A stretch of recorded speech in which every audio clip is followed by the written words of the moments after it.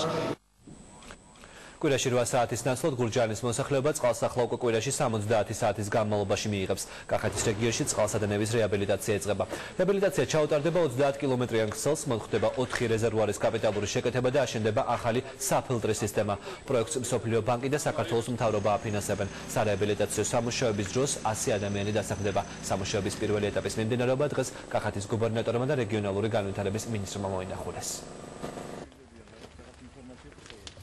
ხალხი როგორც გაზიბილებში გავდოთ შეუყვარდება რომ ადამიანს უპრობლემოდ ხონდ ჩვენ ვაგზელებთ წყლით მომარაგების საკითხების დაალაგებას კახეთში ეს ჩვენ საკმაოდ მნიშვნელოვანი და გამომწვევი პროექტი არის მე ვგულისხმობ გურჯაანის წყლით მომარაგების საკითხებს აქ წყალი მოდიოდა კვირაში ორჯერ რამდენიმე საათით და პროექტი რომელსაც ჩვენ დავასრულებთ უკვე თებერვალში მომდევნო წლის მოგცემს საშუალებას რომ ყოველდღიურად ადამიანებს 10 საათი წყალი მივაწოდოთ მნიშვნელოვანია იმითაც ეს პროექტი რომ აი მხოლოდ ამ ერთ პროექტზე მუშაობს დაახლოებით 100 კაცამდე და დიდი ნაწილი ადგილობრივია აქ იცვლება დაახლოებით 28 კილომეტრის ქსელი, რომელიც დამონტაჟებულია 1953 წელს, ფაქტიურად 60 წელზე მეტია და აქამდე ხელი არ დადდებია და სადღაც თებერვლის თვეში ჩვენ უნდა მივიღოთ აშკარა გაუმჯობესება, ყოველდღიური წყალს მიიღებს გურჯაანი და პარალელურად მოხდება ასევე გამრიცხველიანება და ესეც თავისთავად ხელშეუწყობს წყლის გაფრთხილებას.